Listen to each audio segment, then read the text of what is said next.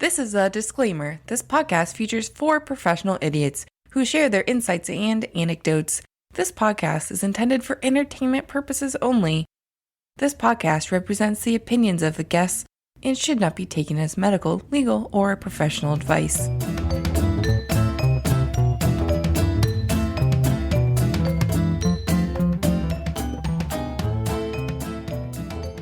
Welcome, everyone, to Overqualified Idiots, the show where we talk about pretty much whatever we want to in our respective fields, in our respective line of work, basically where we're highly educated, highly trained, or so people like to think. And we tell, interesting stories, anecdotes related to whatever we want to talk about that day. I am Dan Casey, MD. I am accompanied by Ramon Chavez, PharmD. Hello. Patrick Casey, Esquire. Yes, sir. And Ben Mishler, Bachelors of Science. Ben Mishler, the BSer. Hi. So today's episode's theme is going to be things I learned way too late. And I figured this is a good pilot episode topic because it kind of illustrates the whole point of this podcast, which is, we're really smart, allegedly, and really well trained and highly educated in one thing, but we're still also regular dumb guys. In the future, there will probably be reoccurring bits like Idiot's Take, where someone will present an interesting article or modern topic, and people will give their, field's perspective on it or their kind of hot take on what exactly is going on. But for now, we'll just start with intros because, this is the pilot episode. I'm Dan Casey. I am a primary care sports medicine specialist, so I'm kind of the jock of doctors as far as doctors go. Yeah, I know a lot about... I'm a jock. Dumb jock of doctors. Yeah, born and raised in Arizona. The state won't let me leave. And I practice here. Ramon, would you like to introduce yourself? Yeah, so my name is Ramon. I'm a community pharmacist. I work for one of the big chains, and I appreciate the people that come in. I still kind of like the work I do, but I've grown up in Arizona and Phoenix, and I live here with my wife and family, and it's kind of my life, and it's good. I should mention I have a wife and a child. But I'm a community pharmacist. I work in retail. I'm educated, but I still run a drive-through, so I try not to get a big head about it. I still push doors that say pull. It's fine. Yeah. Ben. So I feel like the most underqualified one here. I have a. It's called overqualified. You're fine. I have a bachelor's in aerospace engineering, specifically on the space side of things. So I'm a rocket scientist, not currently in the industry, but also very much keep up with it. Very into the space stuff. All right, Patrick Casey. My claim to fame, of course, is being Daniel's older brother. The oldest of 3 brothers, born in upstate New York, grew up in Arizona. College in Wisconsin, law school in California. I live in southern Minnesota. I have 2 children. One is about to go into college. The other is 13 and about to be in high school. Married for the second time. I practice criminal defense and family law. So I'm the lawyer that you don't ever want to have to talk to. Oh, God. I think the fun part of Patrick and my fields is no one's happy to see us. No one's seeing us on a good day. It just doesn't have... I was like, it's nice to meet you. It's a pleasure. How are you doing? They're like, I'm seeing you, so not great. But, so today's episode is things I learned way too late. There's the whole subreddit culture of, I was today years old when I learned that you should use the sharp end of a knife to cut things. I don't know. That's not a good example. But basically, I'll kind of start us off. I have 2 stories. One that's related to me and not related to my work. And one that wasn't me at my work. The first one's kind of embarrassing because this happened 2 months ago, so I really don't have an excuse. It was 12 years of education under my belt, and it never occurred to me that this was a problem. So microwave, or rather, frozen pizzas. Many of them, if they don't come in a box, they come on top of a cardboard, basically plate, for lack of a better word. I didn't know that you took, I didn't know the cardboard's purpose. I thought it was a little tray it came with. So normally they're meant to stop people from crushing them when they're stored or transported to the grocery store. I thought you could just put it in the oven. Structural integrity. Not a concept I'm familiar with. How did you not start your house on fire at least once? My God. Nicole looked at me. Nicole's my wife. She looked at me like I was insane. You are. I was, yeah. But basically, I've been cooking my oven-based pizzas for years, and I've never once had a house fire by some higher power's intervention, I'm assuming. Either that or all the buildings I lived in college were just full of asbestos. Just chock full. Just fire I retardant. remember doing that by accident one time. Like, in the middle of it, the thing caught on fire. That's why I'm just so amazed. I don't You did know. it on purpose repeatedly. Dozens. Over and over again. Dozens of times. Some higher power intervened. I like to think Buddha. I just picture that scene from Family Guy where I don't remember the context, but Peter Griffin is like, "Oh, thanks, Jesus," and it flashes to Jesus in heaven, and he's like, "Oh no, it wasn't," and then a hand's on his shoulder. It's like Shiva, and he's like, "No, I'm used to it." So that's my it's not work related, but it gives you some insight into me as a person. But my not me, but work-related story was actually when I was an intern in residency. So I did residency in family medicine, and the general sort of flow of medical training that I don't know if everybody is familiar with. Most people kind of just like, oh, you're a doctor. You went to med school, and now you're a doctor. Well, med school is 4 years, and there's really only like a year and a half of real clinical training, maybe 2 years. I think they're trying to expand on that in the general model. But then you have residency, where you specialize. Yes, you're an MD, but you're an MD that knows enough just enough to kill someone. And residency training, you do specialty training. So, for example, I did family medicine, so I was like geared towards being a primary care doctor. So my first year, I was like 6 months into it, so I kind of start to know what the heck I'm doing with my life. And I get this nice young couple, probably early 20s, I'm guessing 22 or 23. And they're having fertility issues, which for 22 and 23-year-olds is not a normal thing. They crank out babies without issue all the time. And basically, you get through the conversation, she stopped her birth control, good on them. That is a good first step. And it becomes a very personal discussion. Basically, I asked them, okay, so kind of take me through what's your routine, how do you guys do it? How do you do the deed? And, well, the girl says like, okay, well, we get undressed. I'm like, all right, good start. Then, we put on a condom. Like, I had to pump the brakes. Say that again? Oh, don't worry. We poke holes in it. No, that was the thing. But, 22, 23, they're like, oh, yeah, we use a condom. We don't want to spread disease or anything along those. That's good of them. Yeah, and I'm like, okay, but do either of you have a sexually transmitted infection? And then they look at me like I'm the idiot, all offended. Like, no, of course we don't. I'm like, oh, what? Okay, so... Because they practice safe sex every time, Dan. Every time. Hey, man, I guess the sex education's doing something right. There you go. Did you get that far in the conversation? Like, yeah, just having sex with each other? Yeah, you studied for this test. You're getting ahead of me. I asked them. No, but I know I'm getting ahead of you, but I just want to make sure that we're clear here. Yeah, that was the next... They want to stop the spread of disease, all for it. And in fact, these things should be distributed in the nursing home, not between 20 and 20-somethings. Very, very good point. So they were monogamous. Yes, and they were pretty offended with the first question if they had a sexually transmitted disease, and then they were even more offended at that question. So at this point, they want to leave the room. They don't want to talk to me anymore. So I have to have this talk of with adults, not children. The birds and the bees. Of, okay, well, condoms don't just stop disease, they stop babies too. So go ahead, stop using a condom, come back in 3 months. If you're not pregnant, we'll do a workup.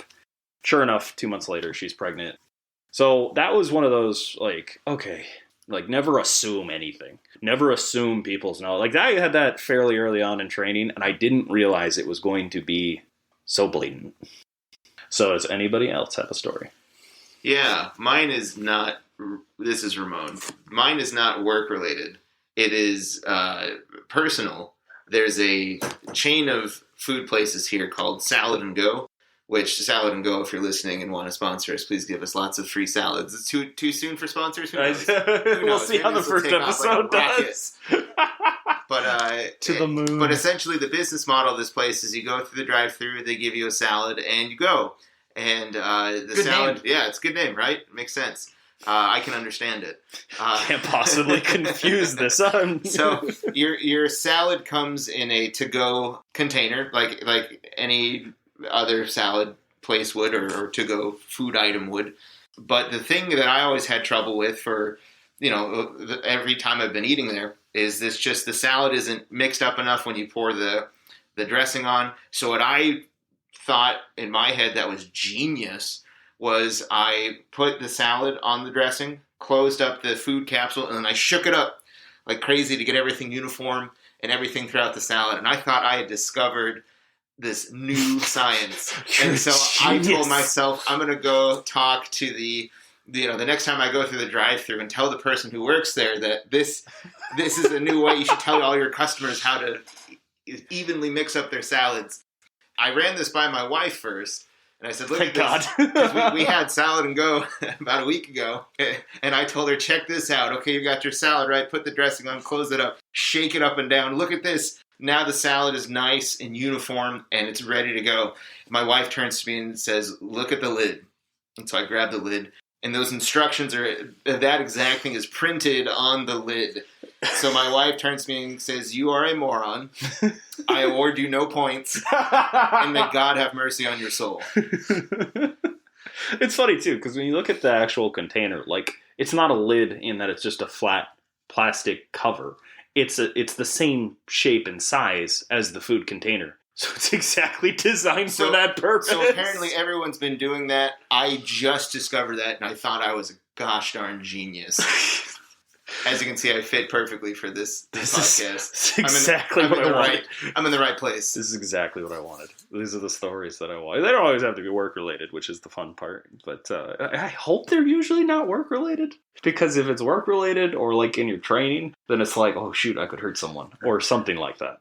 I was in training, and then I learned how a rocket worked. Yeah. Wait a minute. That's why they have continuing ed for us, because there's plenty of times where I go to a seminar, they're doing like a review of something. I mean, I find out I've forgotten more things than I learned. I mean, because you just forget some concept. It's like, oh yeah, that's a thing. I forgot about that being a thing, because it hasn't come up in years.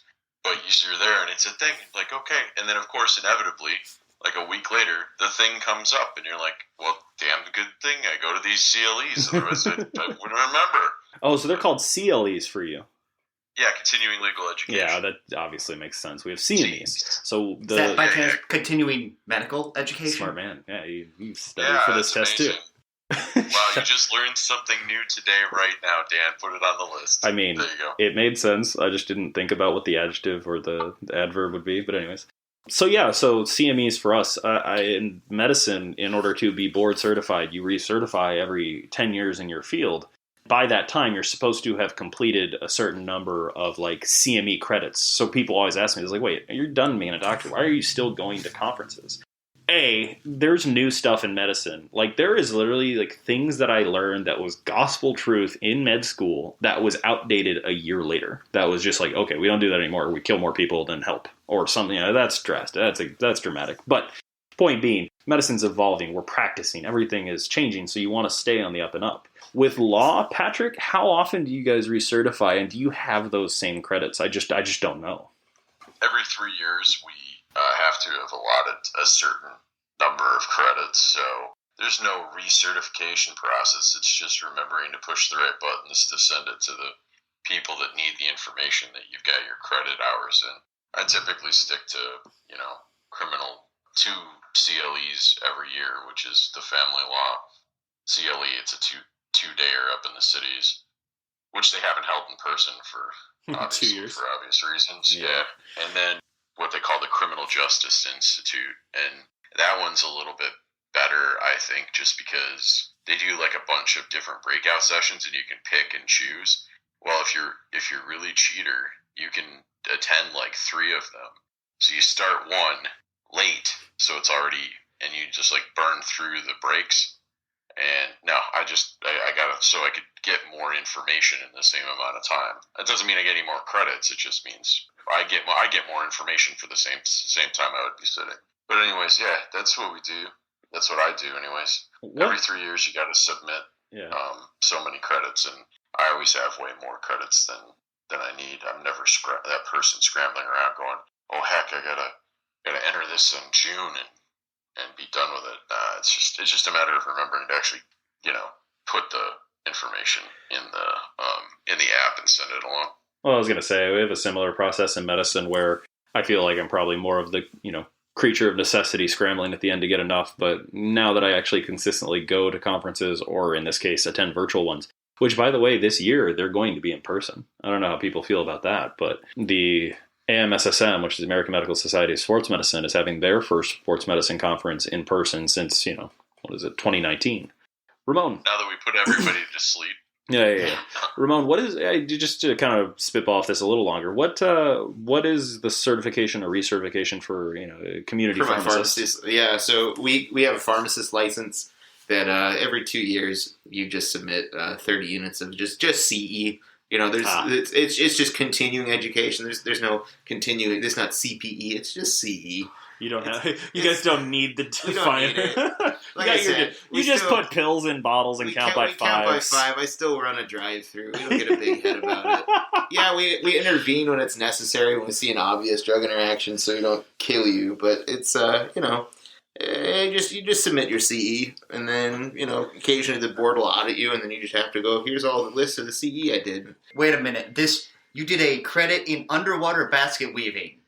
Yes. Yes. You weren't specific? It was some sort of continuing education. You didn't say for what? Exactly. I do not have to do continuing education. That's nice. Nice. Do you guys? So wait, you guys don't have recertification exams you have to take? No, God no. Oh, well, what the? What? All right. Absolutely not. I mean, it makes sense for doctors, I guess, but it baffles me because you have the same level of education and training I do, Ramon, and you can kill just as many people as I can. Yeah, I suppose. If you try hard enough, I guess. Yeah, I guess so. Okay, so Ramon and I have gone. Patrick, do you have any things I learned way too late stories? So, a couple weeks ago, pipe burst in my house. I just happened to be sitting in the room. The pipe burst. Oh, Jesus. I'm playing Fortnite. Yes, I do that. With my brother Daniel. That's hit the doctor. Yeah, he and I are playing Fortnite. And we're in the middle of a round, and I hear, water sound. I think somebody's upstairs taking a shower. I don't think really anything of it. As we keep playing, I realize it's not a shower because the ceiling is starting to bow in, and I'm like, I just tell Dan, I gotta go. Oh, that's what that was. I never heard any resolution. You never put the connection. Yeah, you never put it together. So anyways, water starts dripping down from my ceiling, and there's a big bubble starting to form there, and I'm like, oh my God. So I run up to the stairs to Tara and say, the pipe, there's water. There's water. I'm just freaking out. And she comes down, and we go to the basement together, and the water's not just where apparently the pipe burst, but it's now going down the wall, the abutting wall down to the basement, and it's like a deluge, like it's pouring rain in my basement. So we go in to try to find where the water shutoff is, and neither of us have the foggiest clue where the water shutoff is. Like, we think it's in the basement, but is it someplace else in the house? So you're just we both have no idea. We're both 43 years old adults. We've owned multiple houses. I've owned 3. She's owned, this would be her 3rd as well. So, yeah. So, like, you'd think at that point in your life, regardless of how much information you have in your head, you'd know where your water shutoff valve would be, right? Hell no. I have no idea. So I tell her, I said, you call one of our friends, because he's the kind of person who knows everything. Like, you ask him and he knows it. And he goes, this is where it should be. And we go to the place that he says it should be, and it's not there. And so we shut off water above where the pipe burst. So, I mean, water, gravity, logic. And it does. It works. It works. Till we get somebody in that can actually, like, locate said spot. But I was 43 years old when I finally learned where my water shutoff valve was in my home. Because other than that experience, I'd have no idea. No clue. Was it in a logical spot? It was behind, like, the washer.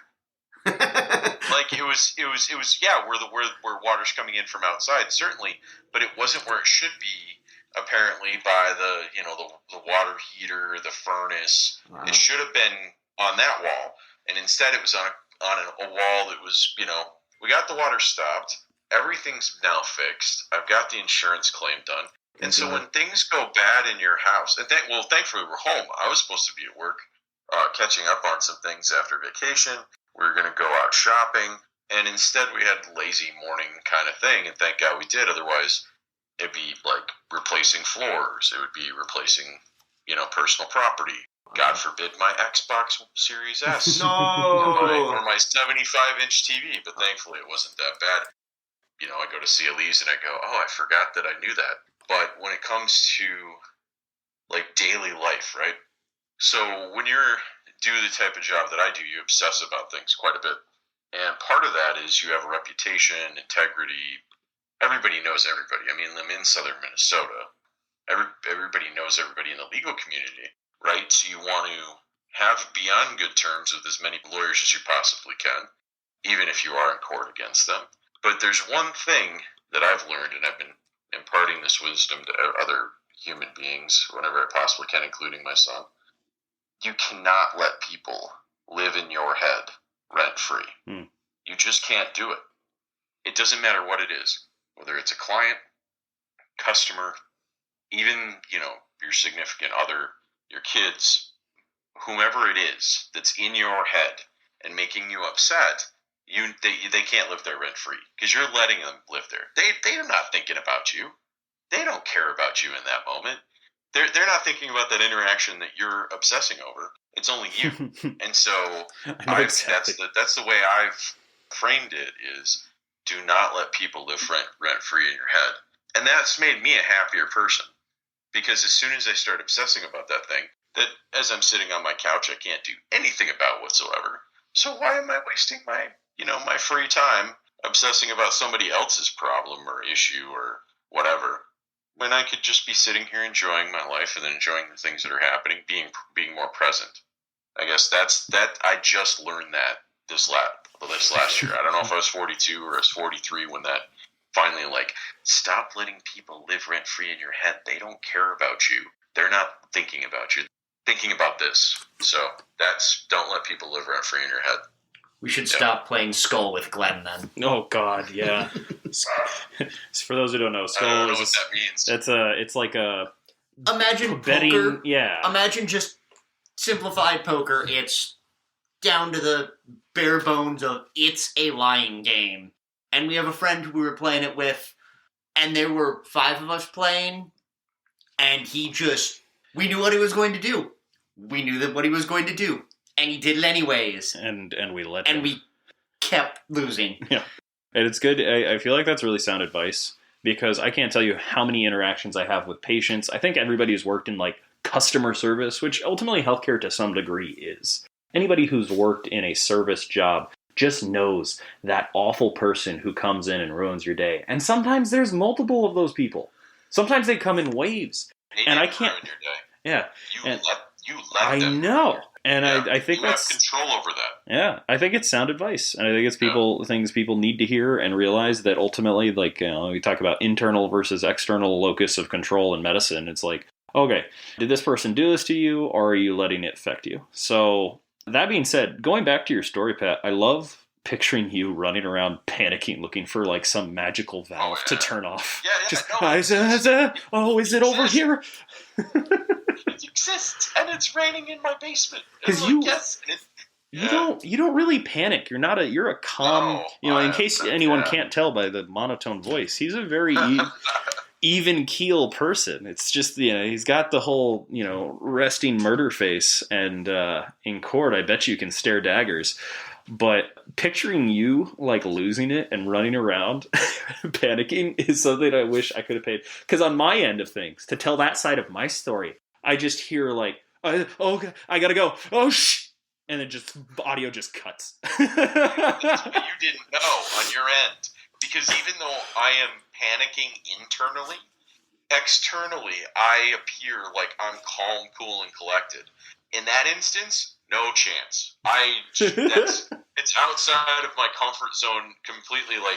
I never learned, nobody taught me how to work with my hands or fix things or how things worked like that mechanically when I was growing up, and so it never interested me. And so I'd always let people who are smarter in those things, deal with those issues. For sure. But yeah, and that I was losing my shit right there. Yeah, for sure. I mean, because it's raining in my living room, and all I wanted to do was kill people on a video game. Yeah, we lost that round. I don't know if you know. Yeah, more. Off track. Yeah, the whole calm on the surface, but like panicking underneath too is something I can relate to in medicine. I'm very good at my job. I wasn't always. There were many procedures where, in medicine, it's the see one, do one, teach one. So you see something done, then you do it. It's just expected. Doesn't matter if it's like, a little, vaccine or doing a central line into somebody's like major blood vessel under an ultrasound. Like you see it, you do it, and then allegedly you can teach it, which I don't think is completely true. But that approach to medicine, there are many procedures where I was like, oh God, okay, just look calm. Don't let them sense your panic. And on the surface, I look calm and ready, but not so much underneath. Oh my goodness, I have such a good poker face in my work now that when things are going wrong, or even just situations where people are being awful to me, I'm able to keep it together just fine. Well, I have many attending physicians tell me, it's like, oh, you handled that situation really well. You looked like you kept it together. I'm like, great, because I was losing my mind. My mind, everything is on fire and the world is coming to an end. But yeah, we did a good job here. If they looked at how my pupils dilated, you wouldn't have said that. Zoom in on Dan's head and it's the dog in the room on fire that says everything is fine. It's fine. This is fine. Yep. No, just to cap off that one piece, just we live in a society of victimization, and the moment you realize that things don't happen to you, you let them happen to you in most circumstances. You make choices to let things into your mind that aren't there, or read things in a way when most days people aren't concerned about you, or they're not upset with you, they're upset with their situation. And you make it about yourself. And usually 99.9% of life has nothing to do with you whatsoever. I mean, I just don't think we realize that. I think we're that self-absorbed or I think it's just main character syndrome. We're all the protagonists of the universe, and our story is the important one, and everyone else is an NPC or background character there to facilitate. I think we all feel that way to varying levels and varying degrees.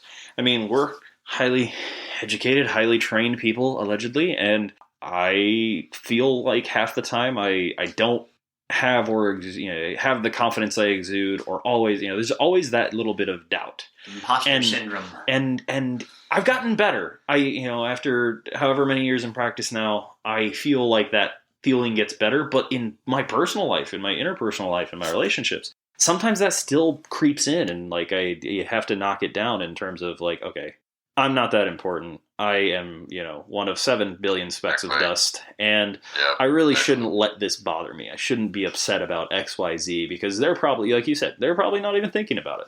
That person who came in and was awful towards me and ruined my day, they didn't ruin my day. I did, because I let it bother me. Whereas they're probably at home being awful to someone else or somewhere in, the community. So if that's how they feel it's appropriate to treat, professionals or people that are doing them a service, then that's the way it is. And you can't control that. You can control how you react to it.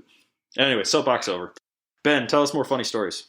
This one, I was like, oh, this is so minor, and then I remembered Ramon's story about the sound, and I'm like, no, this actually is a public service announcement almost at this point.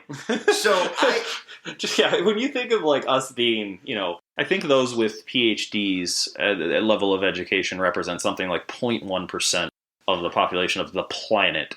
And then Ramon doesn't know that, and I apparently don't know to take cardboard out of an oven. You're probably talking to a larger demographic than you realize. Yeah, I will just, very quick aside, the day I met Dan, meeting at a bar for my birthday one year, and a friend gets a text from Dan going, I'll be a minute, I locked my keys in my truck. I like to make a first impression, what can I say? And that's just basically describes Dan. He's a doctor, but don't worry, he locked his keys in his truck. I am super... and you know what's funny? To this day, that is the only time I have ever done that. Of course it is. It's just like that, set that impression in stone, but it's still not inaccurate. I feel like I'm not I'm very focused on things that are important to me. But when people talk about like, oh, you zoned out, like, no. A pretty focused person when I need to be. People talk about like, oh, I zoned out and I wasn't paying attention. I was like, no. Being zoned out is my default. I zone back in. I am oblivious and in my own head, just kind of enjoying the sunshine 95% of the time. Unless I'm at work, unless I'm doing something that needs. Face. I know that face. Is it like on your face? Is when it on your son? Yeah, he's not. The lights are on, but nobody's home. Yeah. Face. That's what. Yeah. It's funny. I can see it right now. Like the zoned out Dan. It's like, Dan, are you still here? Look at my hand. Yeah. Anyways, Nicole will be talking and be like, I said your name like 3 times. Like, oh, sorry, what? I wasn't ignoring you. I just was 1,000 miles away. Anyways, Ben, sorry to interrupt. Go ahead. But so there's some places, you go to a bar and there's sports on, and but you really wish they would stop playing music and play volume on sports. Yeah, turns out the volume, not the picture, is what requires the license for bars. What? Yeah. So, if places like Buffalo Wild Wings that have, the volume on for, the big sports games or the big pay-per-view fights, they have to pay these gigantic license fees to have the volume turned on. Weird. So any bar you've been to that's got, 7 different sports on but no volume for any of them, it's because they just have the TV. They don't have a licensing fee for it. That makes so much sense, because right? I didn't think about that as being, because it makes so much sense when you go in, there's 22,000 TVs on, and they're just playing some, I don't know, depending on where you go, pop music or top 40, what have you. And Coldplay. You're still so bitter about that one song. Oh, I hate all other songs. You're like, I could have wrote that. I could have written that. But you know what? I didn't. You didn't. Anyway, Coldplay did. That's why they make the money. I didn't. Yeah, that's so wild. And licensing, and this will probably be like an episode in and of itself, and especially with Patrick weighing in on the legal implications. I'd love to hear the legal take on copyright and licensing and all that sort of thing. Because obviously, I didn't know that. I'm sure lots of people didn't. Right. What a weird concept that you can't play. The second somebody hits the volume up button, they're breaking. You owe someone money. Don't touch that mute button. Don't touch it. It's I don't know how many hundred. I don't know what the cost of being able to present it would be. Oh, it's a lot. I believe it is. So hundreds or thousands. I don't know this for sure, but it's something like they license you based on the cost of it per person in your bar being full. Oh, so it's based off your building's capacity. Yes, it is stupid.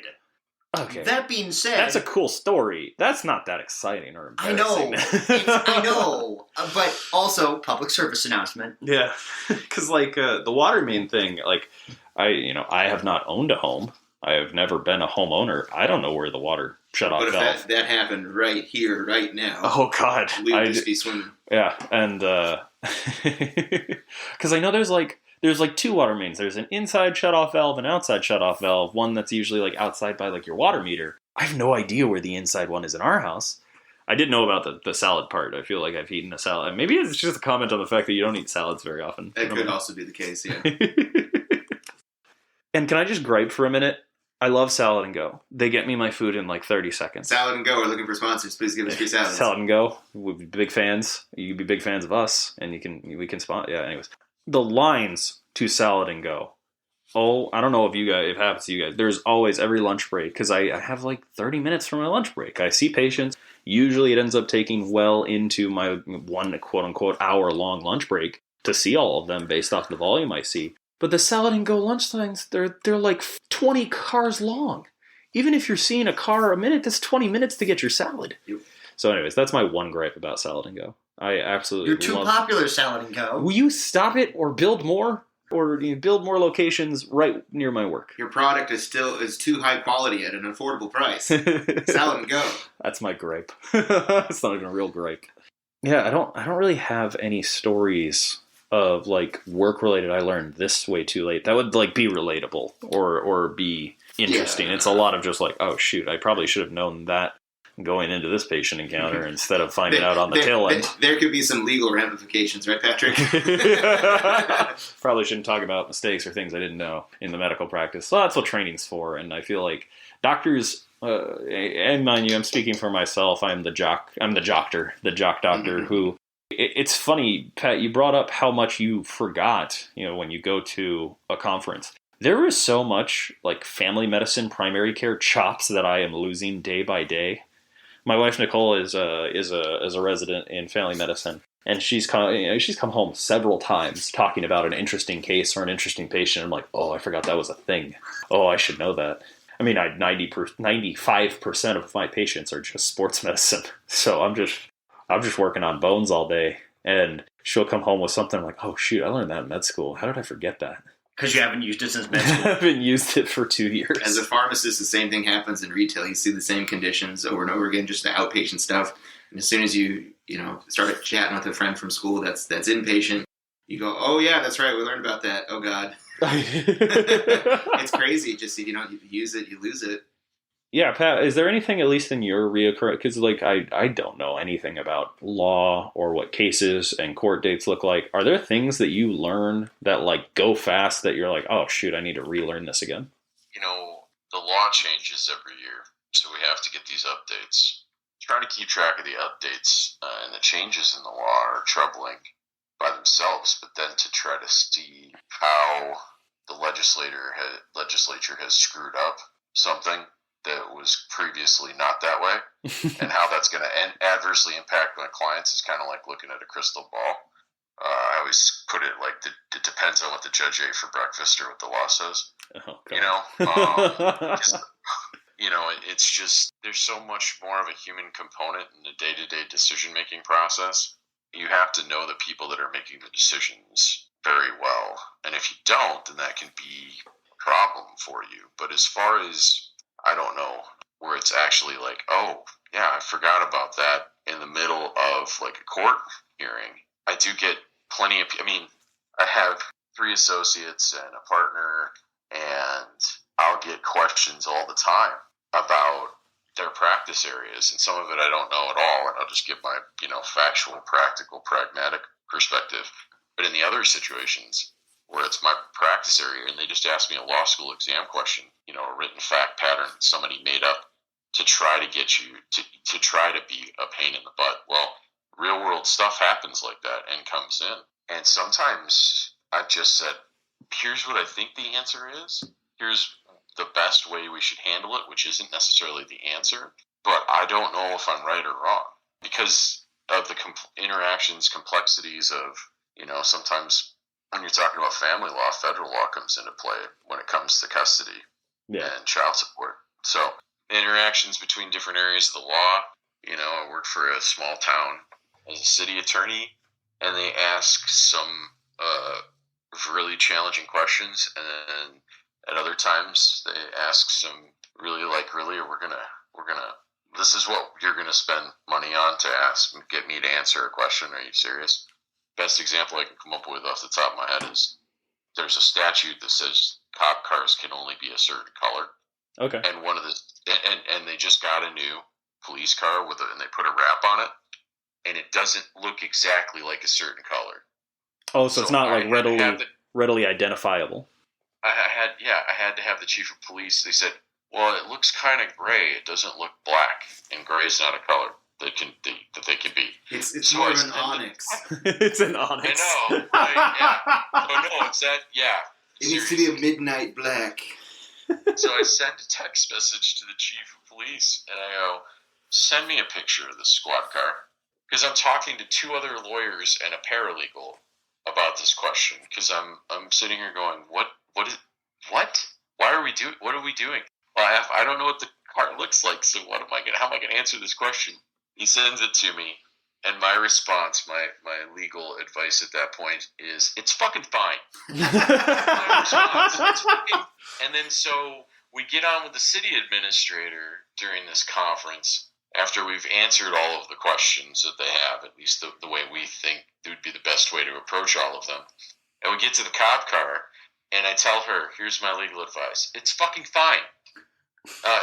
Just tell the city administrators. Just it's fine. You don't need to worry about the not quite 100% black cop car. I mean, why are we doing this? Does the city not have bigger problems to address that day? I mean, I get you're in southern Minnesota. You don't exactly have a metropolitan police force to deal with. And it's a small town.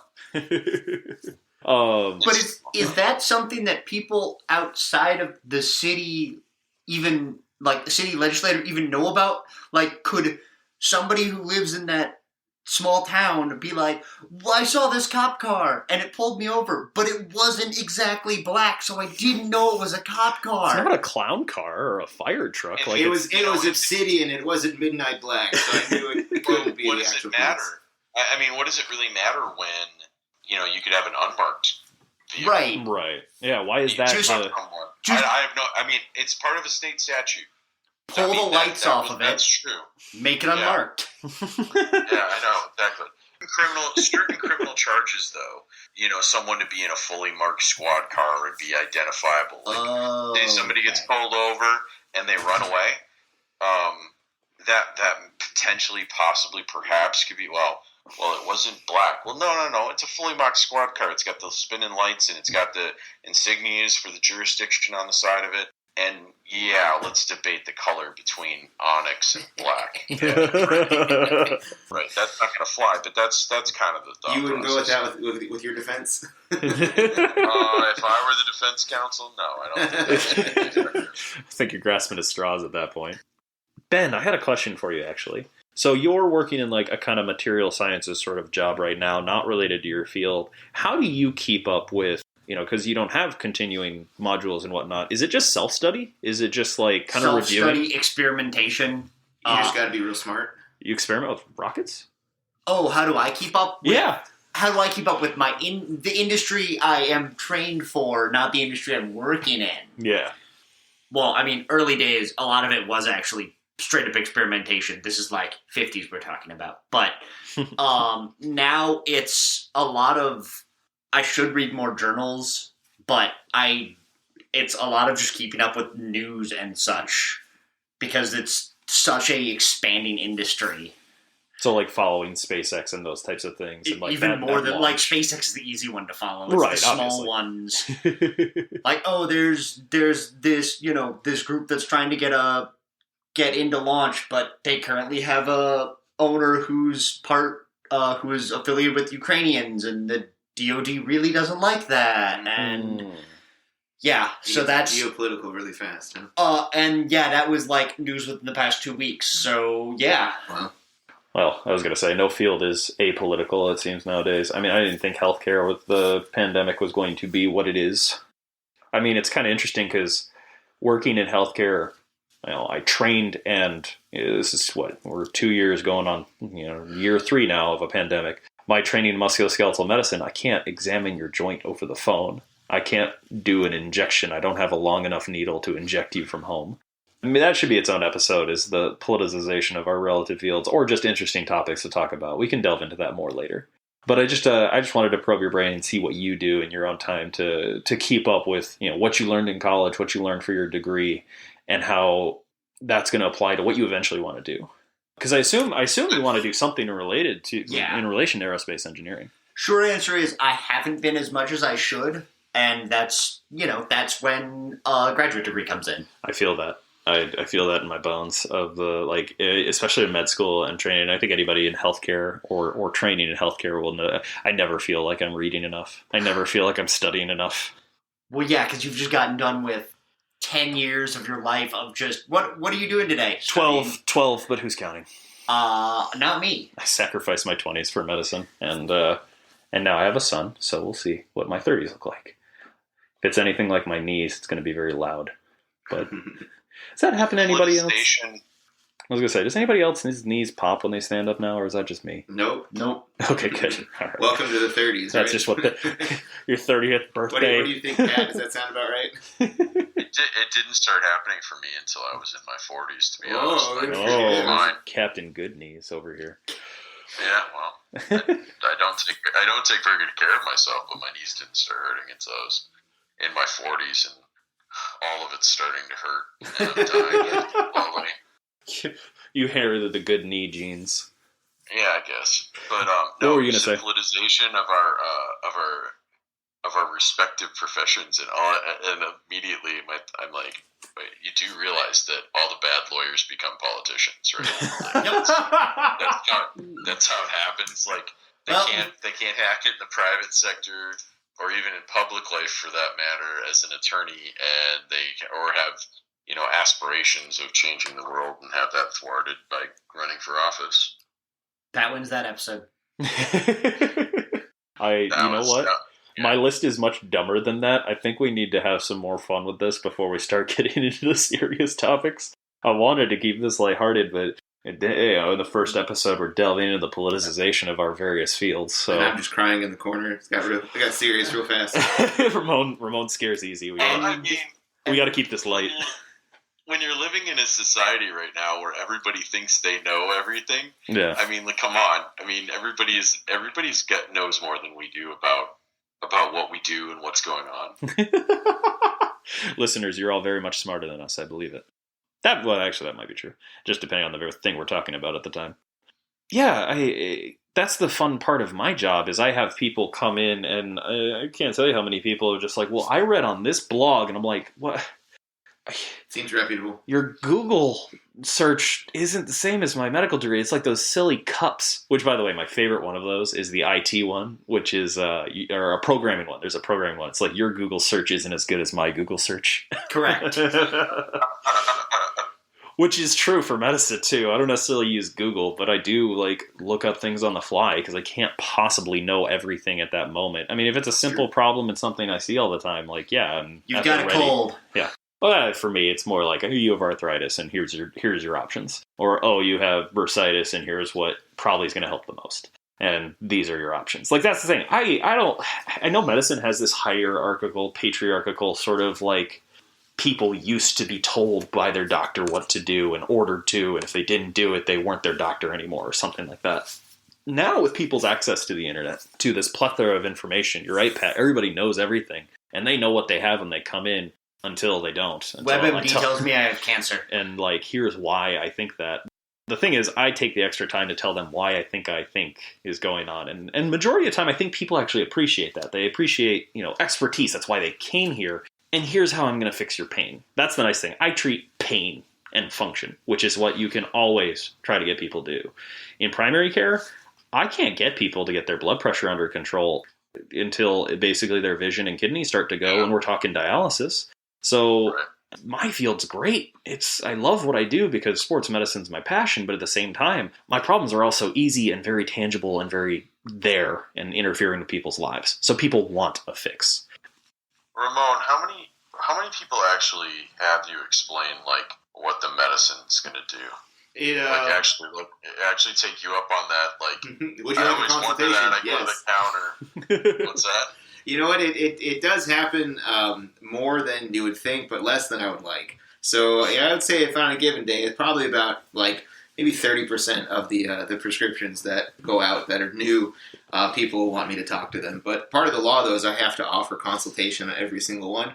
So I'm trying to be like, hey, let me go talk to you about this, and they're like, no, I gotta get going later, loser. And that's kind of it. It's like, okay, fine, I guess I'll just go back to counting by 5. Just count by 5, put my pills in the bottle, and go back to your online degree. Yeah. Well, yeah, it's funny because that's an interesting point because most oftentimes my days are spent like talking to people about what their choices are, options are.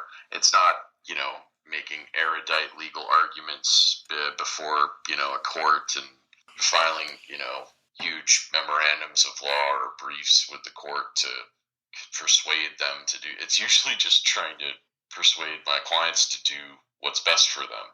And I'd wondered how often you actually got to do what your what I was trained for. What you do. That's an excellent question, and I appreciate that. No, and it's most of my day-to-day stuff is usually haggling with people over the price of their medications, trying to get the insurance copay down. Because even if someone's copay is $15 and their insurance knocked off $800 on this brand name medication, it's still trying to convince them to pay $15, and it can be a struggle. But I would say maybe about 5% of my day requires my training, and when I get to use that brain of mine to actually help make a recommendation, someone comes to the window saying, hey, I don't like this drug, make me feel like this, what should I talk to my doctor about? Making a recommendation, maybe something they should bring up with their doc. It's always a good feeling. And sometimes it results in change, and sometimes they're like, yeah, that's fine. I asked my buddy Greg, and Greg said this. And so they go with whatever Greg says. Greg's a reliable guy. Greg knows what he's talking Yeah, about. He exactly. sounds confident when he speaks. His Google search is potent. But yeah, I don't get to use my pharmacy brain as much as I'd like to, and that's probably why most of it is withered away quite a bit. Oh well. Well, that's the same boat. But, the primary care brain is withering. Professional journals are helpful. I subscribe to a thing called Pharmacist Letter. I get little updates, and the CEs are helpful to help keep my brain somewhat active. Pharmacist Letter, if you would like to sponsor us. Seriously, I'm tired of paying your subscription every year. Please give this to me for free. Well, that brings back to Ben. Ben, for your field, I know you want to get into aerospace engineering, and you had some prospects coming up. What exactly do you want to do? I want to know more, what is the nitty-gritty, bare bones of your field? How nitty-gritty do you want to get? Well, okay. Just the Cliff Notes explain like I'm 5 version. Explain it to us like we're 4-year-olds. Me want up thing go to space. All right, I'll take it another notch. A little bit, maybe a little bit higher for us. Wow. Okay, second grade. Up goer 5 level. There you go. I mean, basically just work on rockets, work on rocket engines, work on satellites. So it's a very broad sort of area, but the actual application of what you do and what you would do. The application of what I more specialized with in school, Northrop Grumman has this program called these mission extension vehicles, where people may think about satellites being these big multi-million-dollar ginormous pieces of hardware that are floating out there. These are your communication satellites. They're expensive, they're big, and when they run out of fuel, they're basically done. And so Northrop Grumman has these satellites that they launch that will just go and attach to the back of these dying satellites and start controlling their facing, and it's like an alien. It's like just attaches to it and functions for it. What is? Can you explain what that company is? I don't. Northrop Grumman. Yeah. Northrop Grumman is one of the big. I mean, they're the ones that make a lot of the fighter jets. They're the ones, but they also have a big space program side. Like in Tucson, we have Raytheon. Are they like a version of Raytheon, or Raytheon? It seems almost more like the tech side of things. Like Raytheon's also a lot of more missiles. Oh, okay. Well, no. So yeah, my specialization was in dynamics and control, and that is astrodynamics, the orbits and that kind of thing to rendezvous or get these two satellites, one of which is not really moving much and one of which is trying to get there next to each other, and then have them literally dock. So guidance systems, those calculations. Yeah, that's what I'd really like to do, is any of that stuff. Well, that's intense. Because when you look at the SpaceX launch, I remember watching that and replaying the landing of it and just thinking holy cow! And that's going to be an episode. I think it probably upcoming very soon. It's just the technology and respective technologies in our field. And what are the advancements? What are the changes? What are we excited for? And what are we worried about? So that'll probably be coming up in the wing. But I remember watching that and replaying that and just being amazed of how in my lifetime are we doing this? And you wanna basically work on that aspect of it. A little bit, yeah. And even for me, SpaceX started talking about reusing their rockets. I was like, that's crazy. That's wild. Absolutely wild. And now they're landed their 5th rocket to be used 10 times. Whoa. Yes, they have five different first stages that have been used 10 times. That's wild. Yes. Okay, so I am from the Challenger generation. I have a great deal of skepticism towards this. Obviously, they're privately funded, privately insured.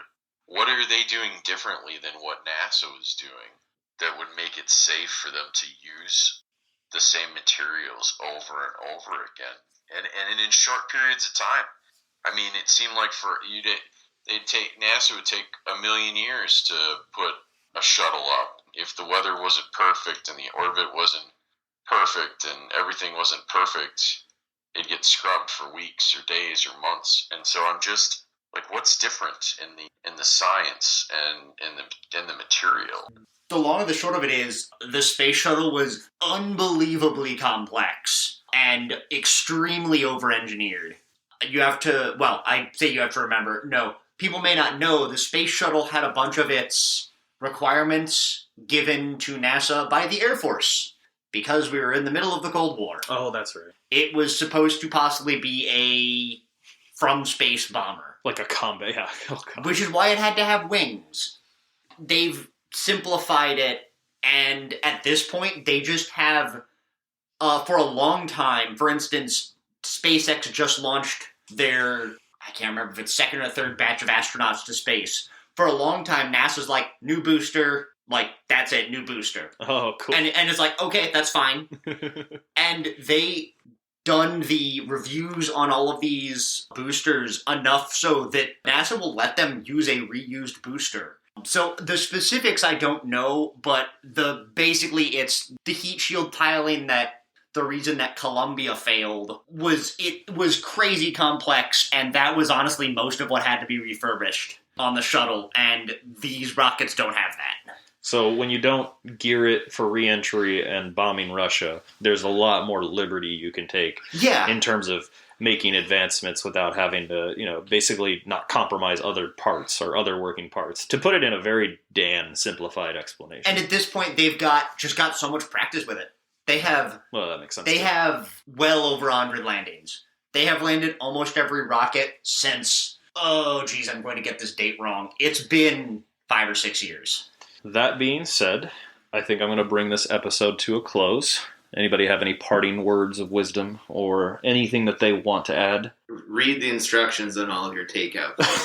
You'll find lots of... Read the instructions on all food, because I'm pretty sure it tells you on the pizza to remove the cardboard. I think that's what we learned today. You're supposed to remove the cardboard. RTFM. That's my parting words of wisdom. Know where your water shutoff valve is in your house. See, right now. The helpful tips if you're from your listening to this, it could save your Xbox. Don't. Or your PC. And your Fortnite game. Or your house? Oh, wait, your house too. Yeah, that's probably. Don't put cardboard in the oven. Read instructions on food. Actually, I feel like the most probably applicable is that. Just don't find your water shut-off valve. That's probably pretty important. Well, thank you, listeners, for joining us today. This has been Overqualified Idiots. We'll be back next week with another episode. Thank you all, and have a good rest of your week. Sundays is when episodes drop. We'll see you next week.